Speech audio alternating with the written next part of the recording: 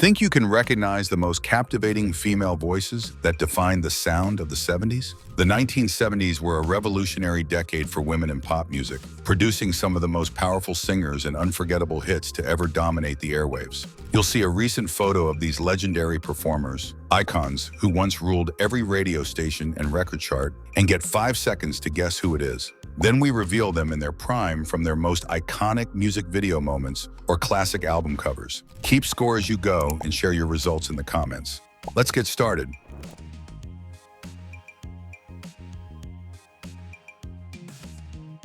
Behold the silky smooth sensation Diana Ross, whose exit from the Supremes was orchestrated by Motown's Berry Gordy in a romance that scandalized the music industry for decades. She required a team of 4 hairstylists for every performance and owned over 300 wigs, each insured individually for more than most people's cars. She's 81 in 2025.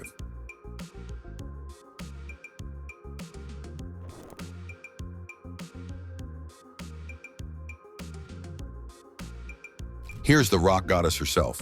That's Stevie Nicks, whose spinning stage presence required custom-weighted shawls to create the perfect twirl effect without tripping. She wrote Rhiannon after reading a novel about a Welsh witch, and fans still throw white roses on stage during that song 40 years later, creating gardens of tribute at every concert. She's 77 in 2025.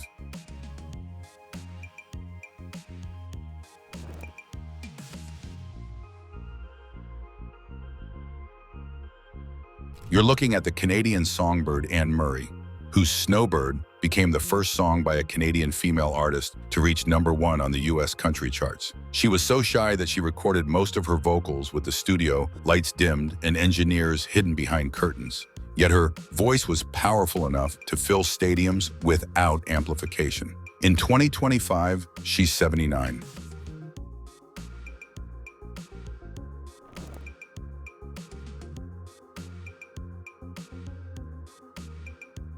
That ethereal voice belongs to Karen Carpenter, whose whispered vocals on Close to You were recorded at 3 in the morning because her tone was purest when she was exhausted. She played drums on most of the Carpenters' early hits, while singing simultaneously, a technical feat that music schools still use to teach advanced coordination.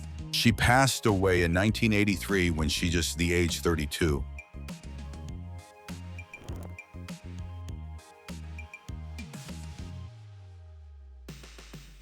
That sophisticated elegance is Roberta Flack, whose Killing Me Softly was inspired by a Don McLean concert she attended, and she recorded the entire song in just 1 take after hearing Lori Lieberman's version. She was classically trained at Howard University and could play 13 different instruments, though her voice remained her most devastating weapon. She passed away in 2023.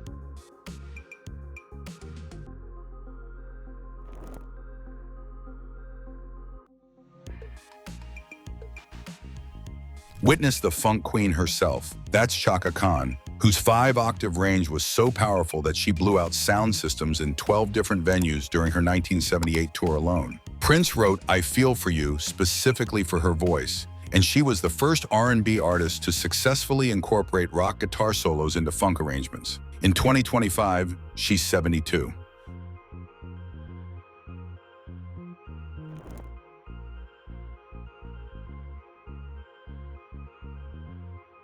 That's the folk rock pioneer Joanie Mitchell, whose guitar tunings were so unique that she created her own chord notation system that music theorists still study today. She painted all her own album covers and refused to lip sync on television, forcing variety shows to accommodate live performances or lose her entirely. She's 81 in 2025.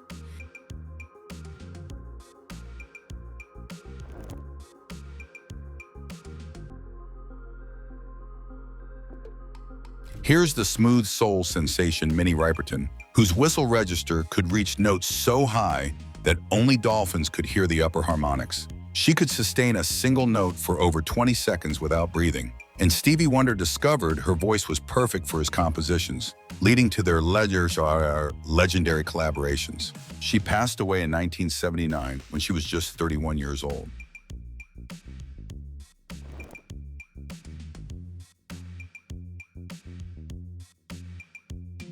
You're seeing the disco diva Gloria Gaynor, whose I Will Survive became the first song ever to win a Grammy Award specifically for Best Disco Recording.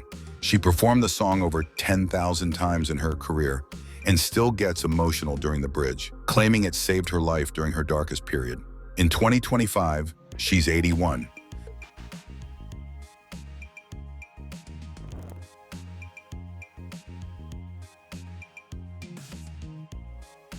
Behold the country pop crossover queen, Dolly Parton, whose Jolene was written in just 15 minutes, but took 3 years to perfect the arrangement. She writes all her own songs on a small guitar in bed and has composed over 3,000 songs, though she's only recorded a fraction of them publicly. She's 79 in 2025.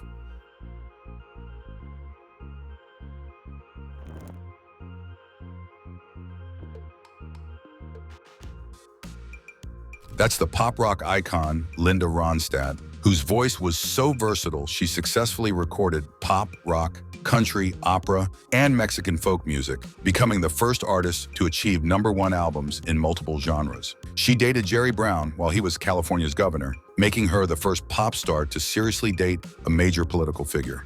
She's 78 in 2025.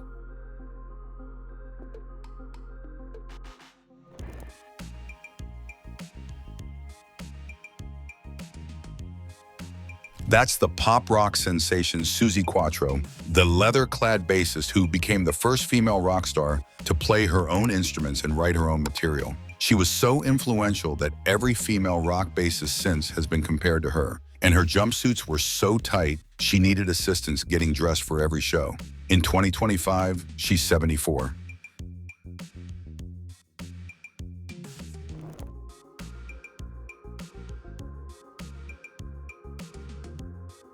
That's the pop princess herself, Helen Ready, whose I Am Woman became the unofficial anthem of the women's liberation movement and was played at every major feminist rally of the decade.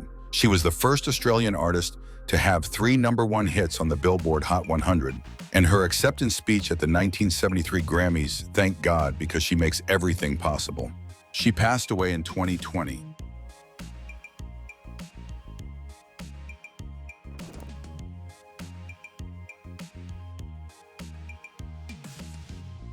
Here's the silky sophistication of Dion Warwick, whose collaborations with Burt Bacharach produced more top 10 hits than any other singer-songwriter partnership in pop history. She had perfect pitch and could learn entire orchestral arrangements by listening to them just once, making her the most efficient recording artist of her era. She's 84 in 2025.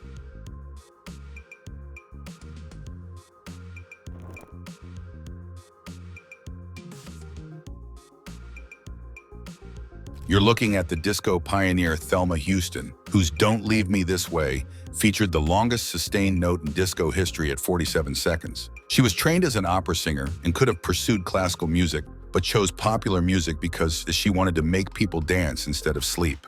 In 2025, she's 78.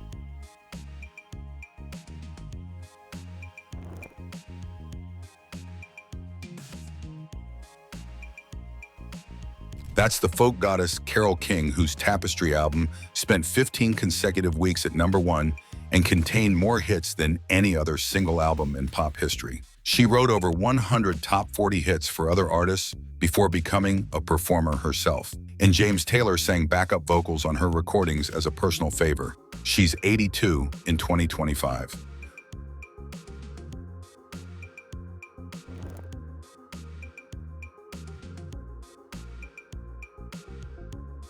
Witness the soulful sensation Gladys Knight, whose Pip's backing vocals were so perfectly synchronized that they rehearsed dance moves for 6 hours daily just to match their harmonies. She won her first talent contest at age 7 and has been performing professionally for over 60 years, making her one of the longest active recording artists in history. In 2025, she's 81.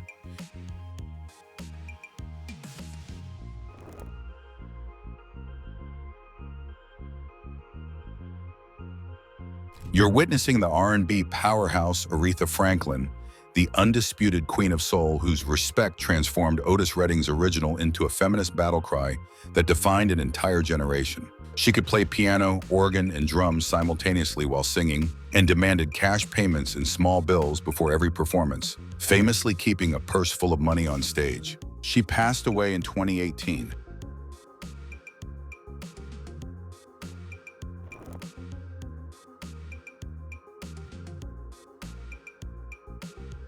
the mysterious beauty herself. That's Carly Simon, whose You're So Vain sparked decades of speculation about its subject, with Warren Beatty, Mick Jagger, and James Taylor all claiming to be the inspiration. She suffered from severe stage fright and often vomited before performances, yet her voice remained perfectly controlled throughout every live show. In 2025, she's 80.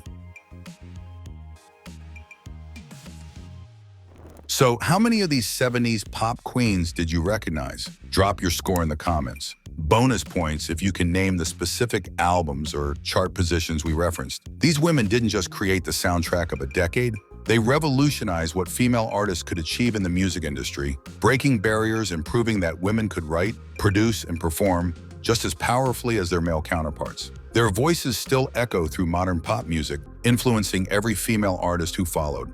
If you enjoyed this journey through the golden age of women's pop music, smash that like button, subscribe for more musical nostalgia, and share this with fellow music lovers. More legendary voices are coming soon. See you next time.